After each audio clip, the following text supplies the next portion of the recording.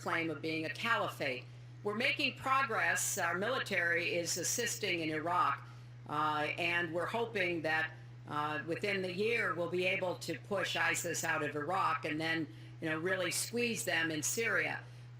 But we have to be cognizant of the fact that they've had foreign fighters coming to volunteer for them, foreign money, foreign weapons. So we have to make this the top priority, and I would also do everything possible to take out their leadership. I was involved in a number of efforts to take out al-Qaeda leadership when I was Secretary of State, including, of course, taking out bin Laden, and I think we need to go after Baghdadi as well, make that one of our organizing principles, because we've got to defeat ISIS, and we've got to do everything we can to disrupt their propaganda efforts online. You mentioned ISIS, and we think of ISIS certainly as over there, but there are American citizens who have been inspired to commit acts of terror on American soil. The latest incident, of course, the bombings we just saw in New York and New Jersey, the knife attack at a mall in Minnesota, and the last year, deadly attacks in San Bernardino and Orlando. I'll ask this to both of you. Tell us specifically how you would prevent homegrown attacks by American citizens, Mr. Trump. Well, first I have to say one thing, very important. Secretary Clinton is talking about taking out ISIS. We will take out ISIS. Well, President Obama and Secretary Clinton created a vacuum the way they got out of Iraq. Because they got out, well, they shouldn't have been in, but once they got in, the way they got out was a disaster. And ISIS was formed. So she talks about taking them out. She's been doing it a long time. She's been trying to take them out for a long time. But they wouldn't have even been formed if they left some troops behind, like 10,000 or maybe something more than that. And then you wouldn't have had that. Or, as I've been saying for a long time, and I think you'll agree because I said it to you once, had we taken the oil, and we should have taken the oil, ISIS would not have been able to form either, because the oil was their primary source of income. And now they have the oil all over the place, including the oil, a lot of the oil in Libya, which was another one of her disasters. Secretary Clinton. Well, I hope the fact checkers are turning up the volume and really working hard. Donald supported the invasion of Iraq. Wrong. That is absolutely wrong. Proved over and over again. Wrong. He actually advocated for the actions we took in Libya and urged that Gaddafi be taken out after actually doing some business with him one time. But the larger point, he says this constantly, is George W. Bush made the agreement about when American troops would leave Iraq, not Barack Obama.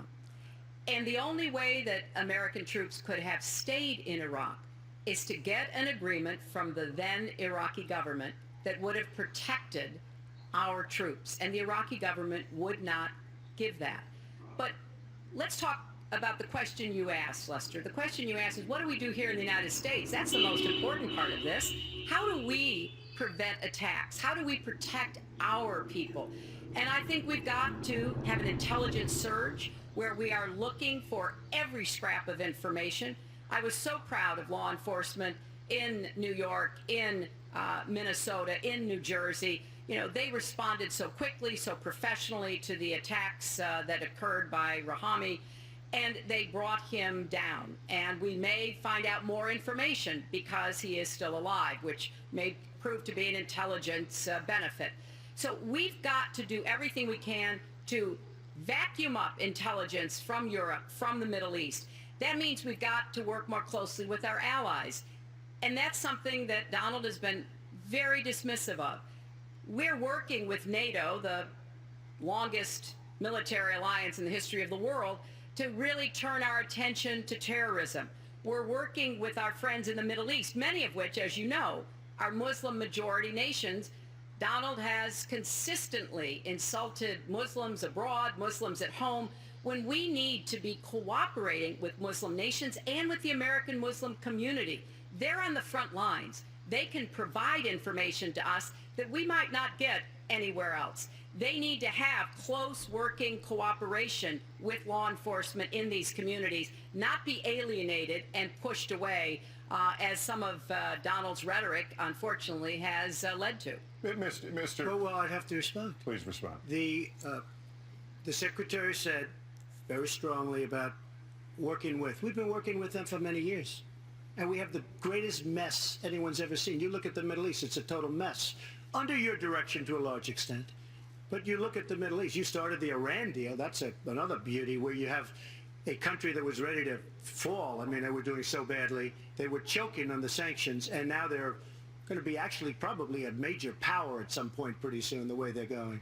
But when you look at NATO, I was asked on a major show, what do you think of NATO? Now, you have to understand, I'm a business person.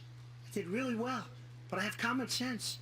And I said, well, I'll tell you, I haven't given lots of thought to NATO, but two things. Number one, the 28 countries of NATO, many of them aren't paying their fair share. Number two, and that bothers me because we should be, we're defending them and they should at least be paying us what they're supposed to be paying by treaty and contract. And number two, I said, and very strongly, NATO could be obsolete because, and I was very strong on this, and it was actually covered very accurately in the New York Times, which is unusual for the New York Times, to be honest. But I said, they do not focus on terror.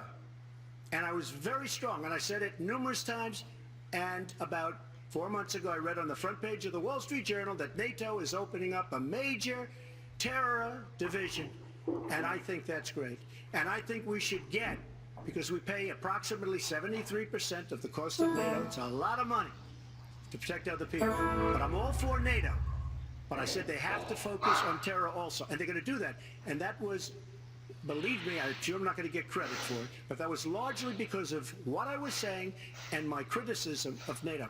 I think we have to get NATO to go into the Middle East with us in addition to surrounding nations, and we have to knock the hell out of ISIS, and we have to do it fast. When ISIS formed in this vacuum created by Barack Obama and Secretary Clinton, and believe me, you were the ones that took out the troops. Not only that, you named the day. They couldn't believe it. They sat back probably and said, I can't believe it. They said, no, wait a minute. We've covered when they formed, this is something that never should have happened. It should have never happened. Now, you're talking about taking out ISIS, but you were there and you were Secretary of State when it was a little infant. Now it's in over 30 countries. And you're going to stop them? I don't think so. Mr. Trump, a lot of these are judgment questions. You had supported the war in Iraq before the invasion. What makes your I did not support the war in Iraq. 2002. That is a mainstream media nonsense put out by her because she, frankly, I think the best person in her campaign is mainstream media. My question is, since you would you like to hear? Why is your I was why against is your the war. judgment? Wait a minute. I was against the war in Iraq, just so you put it out. The record shows otherwise. The record does not show that. Why is your judgment? The record shows that I'm right. When I did an interview with Howard Stern, very lightly, first time anyone's asked me that, I said, very lightly, I don't know, maybe, who knows, essentially. I then did an interview with Neil Cavuto. We talked about the economy is more important. I then spoke to Sean Hannity, which everybody refuses to call Sean Hannity. I had numerous conversations with Sean Hannity at Fox, and Sean Hannity said, and he called me the other day, and I spoke to him about it. He said, you were totally against the war, because he was for the war. Why is your judgment better than... And that was before the war started. Sean Hannity said very strongly to me and other people, he's willing to say, but nobody wants to call him, I was against the war. He said, you used to have fights with me because Sean was in favor of the war. And I understand that side also, not very much, because we should have never been there. But nobody calls Sean Hannity. And then they did an article in a major magazine shortly after the war started, I think in '04, but they did an article which had me totally against the war in Iraq. And one of your compatriots said, you know, whether it was before or right after, Trump was definitely, because if you read this article, there's no doubt.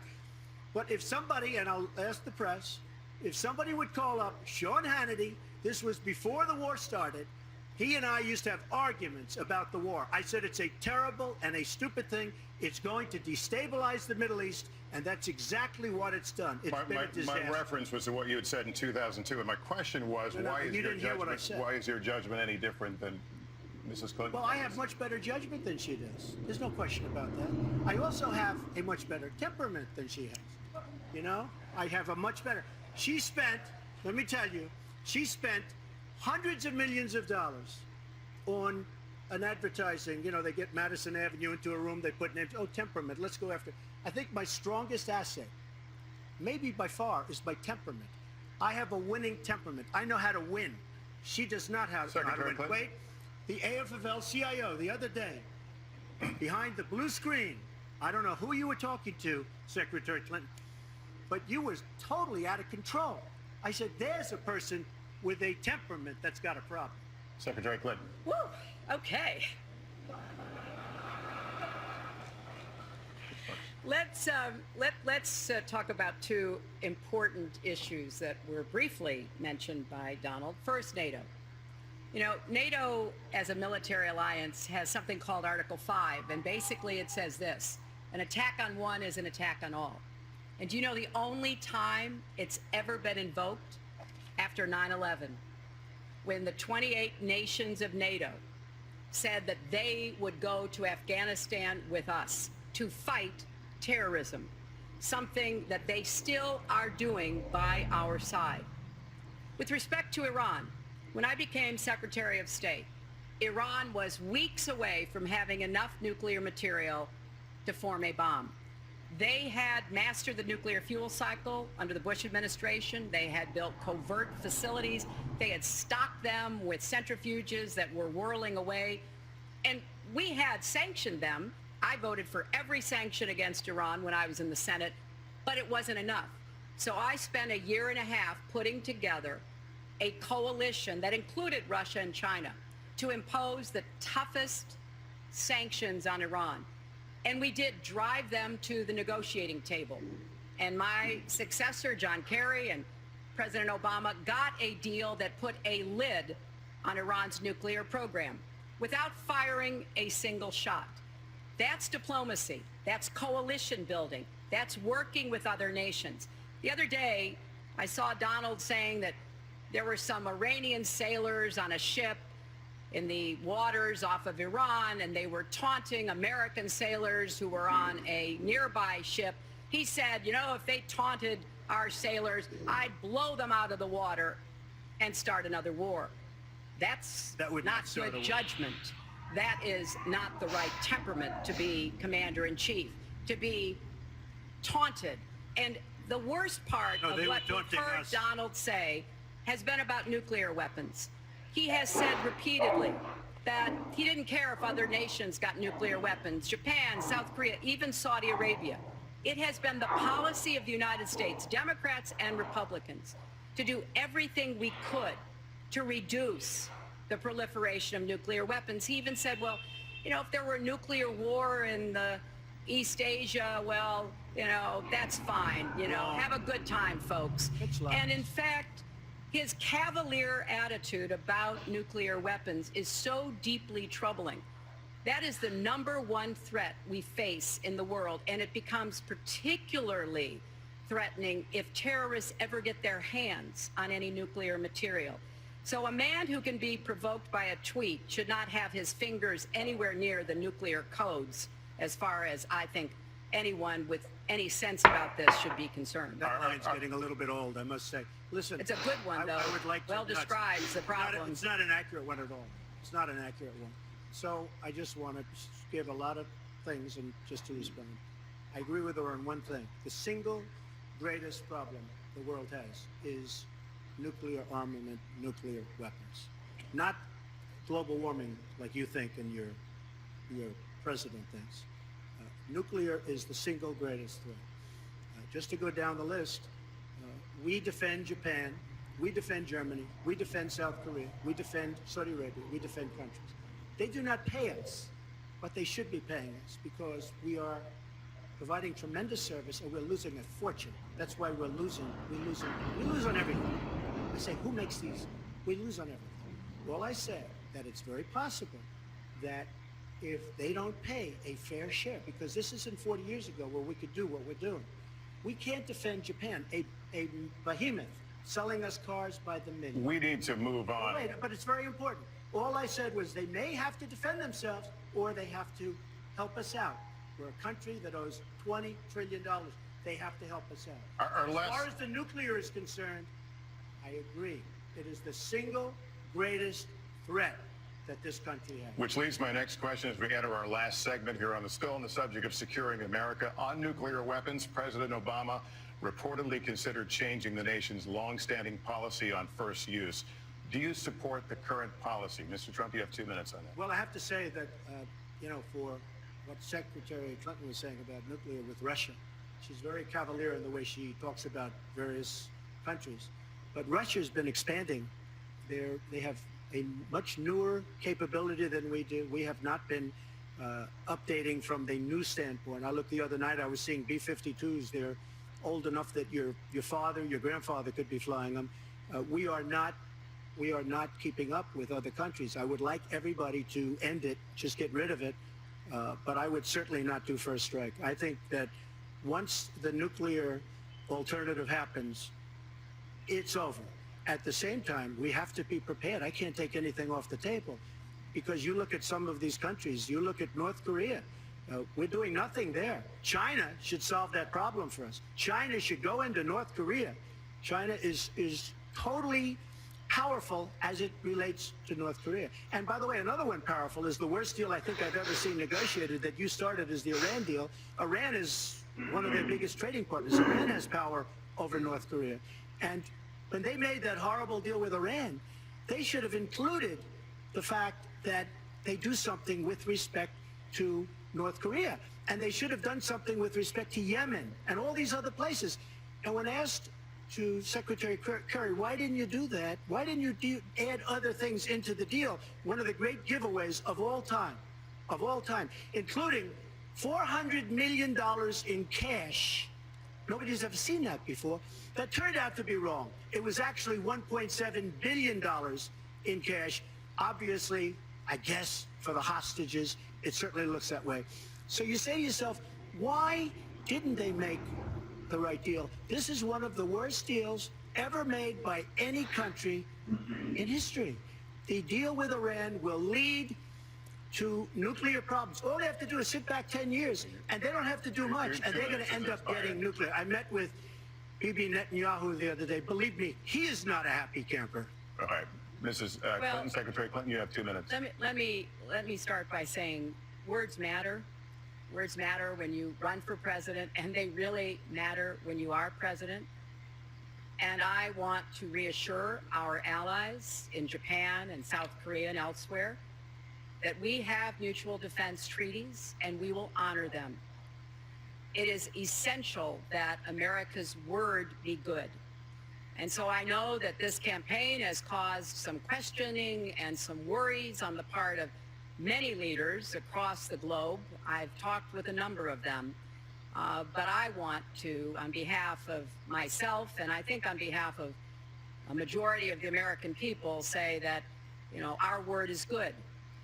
It's also important that we look at the entire global situation. There's no doubt that we have other problems with Iran, but personally I'd rather deal with the other problems having put that lid on their nuclear program than still to be facing that. And Donald never tells you what he would do. Would he have started a war?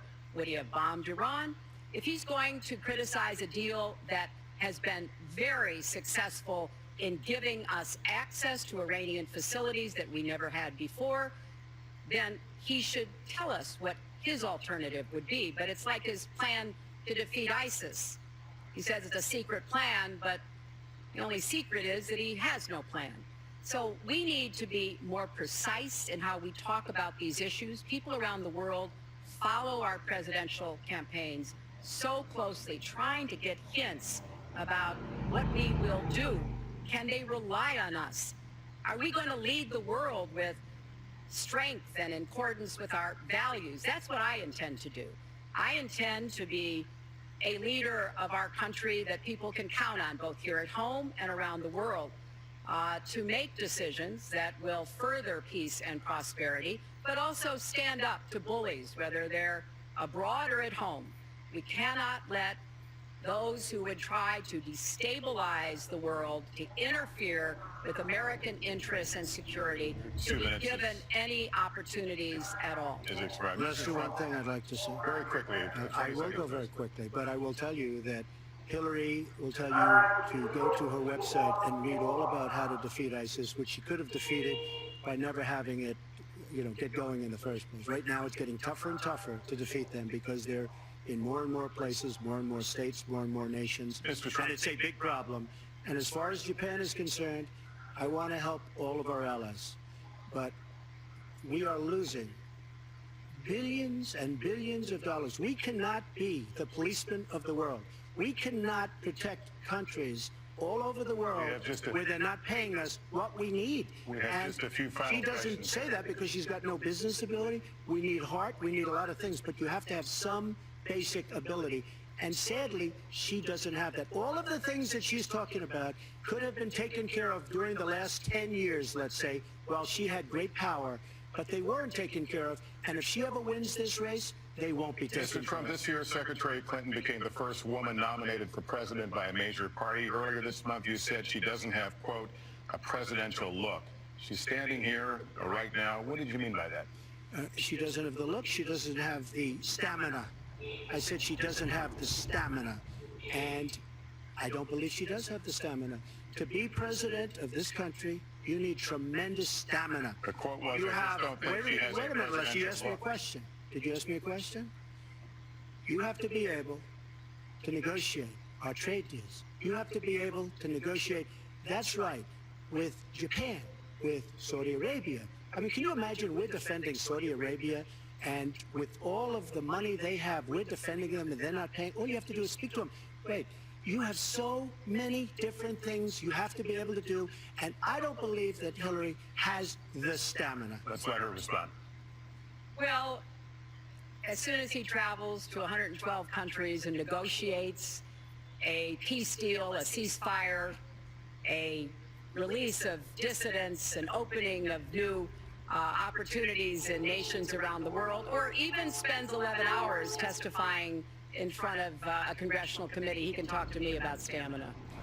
The world, let me tell you, Hillary has experience, but it's bad experience.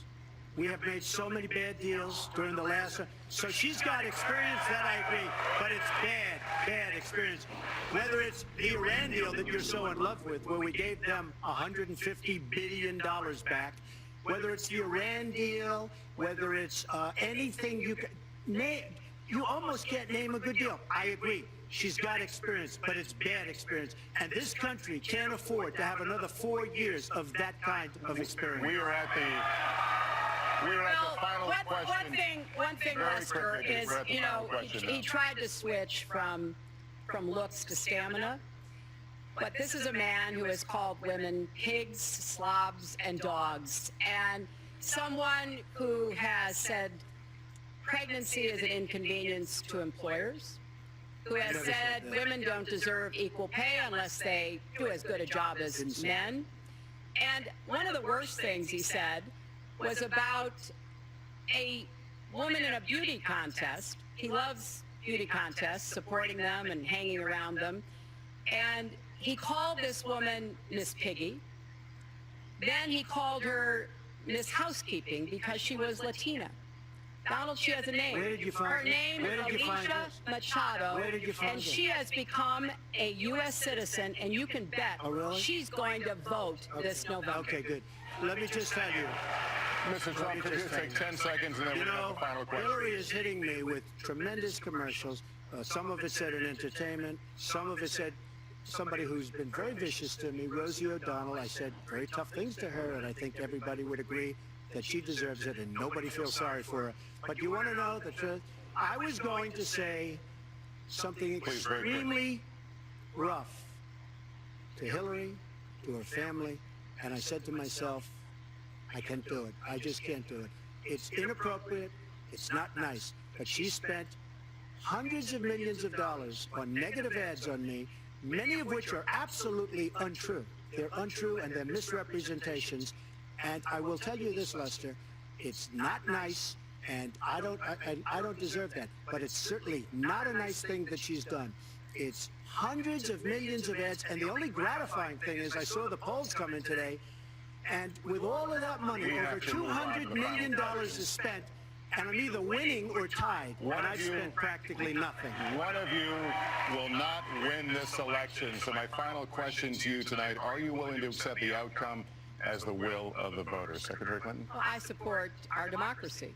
And sometimes you win, sometimes you lose. But I certainly will support the outcome of this election.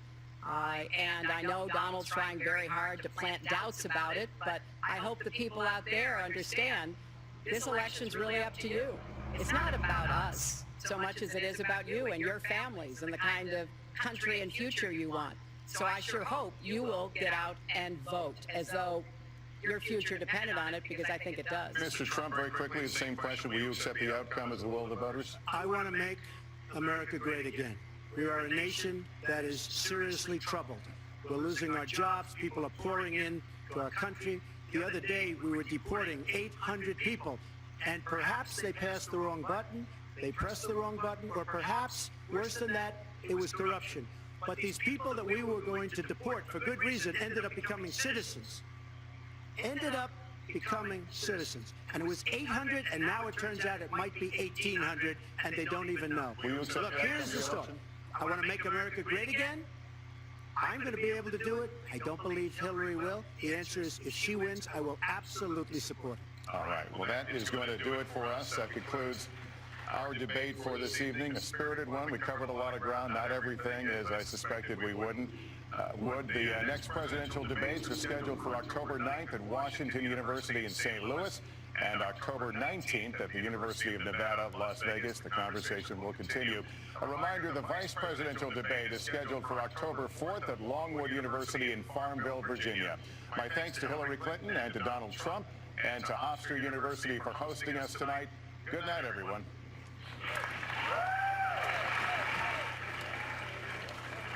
So that was the first U.S. presidential debate, 90 minutes long. It ran a little bit over time, and it ended with Donald Trump saying that he would support Hillary Clinton if she wins the election in November. An important issue there, because he has, during the course of this campaign, raised questions about the legitimacy of the vote and whether it would in fact be what he calls a rigged election. They touched on the economy, trade, taxes, Islamic State, national security, race relations in America, and at the end there, you heard it, they also touched on the issue of gender and whether Hillary Clinton looks like a president. I'm joined here by our North America reporter, Anthony Zerka. Anthony, you and I were discussing this as we walked over from the press briefing room to this position. Was there, in your mind, a clear winner in this debate? I think what we have to look at is very clear that this debate was fought on turf friendly for Hillary Clinton. The main issues, Donald Trump's taxes, Donald Trump's foundation, his support for the Iraq War, Obama's birth certificate. Those are all issues where Donald Trump was on the defensive. The one time Trump tried to turn it and talk about Hillary Clinton's email server, she did something very interesting. Her answer was, I was wrong, I apologize, and then cut it short there. There have been past times where Hillary Clinton has gotten down to the minutia and talked about these very lawyerly legal defenses about how some things were classified, some things weren't. She didn't do that tonight. And so I think then it moved on with Donald Trump talking more about his taxes. So this was a debate that was friendly trained for Hillary Clinton. Sounds like you're saying, Anthony, that you think she won this debate. I think if you're a boxer, you're marking it down on who landed blows, who was on the offensive, who seemed on the defensive, then yes, I think Hillary Clinton. It didn't, however, seem to me that she landed a total knockout blow. There was no moment, perhaps, in the course of the debate where people who are wavering, like the fact that he represents change and is kind of different politician, might have thought, wow, he is not capable, he's not qualified. Did you feel there was a moment like that? I think you did see... Towards the very, very end, perhaps. Towards the very end, he seemed a little tired, and a little rattled, and a little off message, a little incoherent. You did see what he was trying to do, and what they were, where his plan was for this, which is to paint Hillary Clinton as someone who had been in office 30 years, who had been doing this time and time again, presented with these problems, and wasn't going to come up with solutions. I thought one of his most, in fact, he repeated a couple of lines, and you mentioned the 30 years there. He pinned her for being in office for 30 years twice, as by my count, which again suggests like she's been around a long time, she's not part of change, right? But then a couple of times he also said, it's all just words. It doesn't mean anything. It's what politicians do. It's what politicians say. And I think that will resonate with a lot of Americans who polls show us are really fed up with the state of political life in America. Yeah, I think it's safe to say that the people who are supporting Donald Trump, that 40% of the American public, they probably didn't see anything tonight that's going to change their minds. They didn't support Donald Trump because he's a policy guru, that he's someone who knows the issues back and forth. They support him because he's the outsider. He is the change candidate, and he's stuck with that. So the question is whether the people who are independent, the people who might have been supporting Hillary Clinton right after the Democratic convention and kind of drifted away to third-party candidates, whether they'll come back home. And I think Hillary Clinton's message was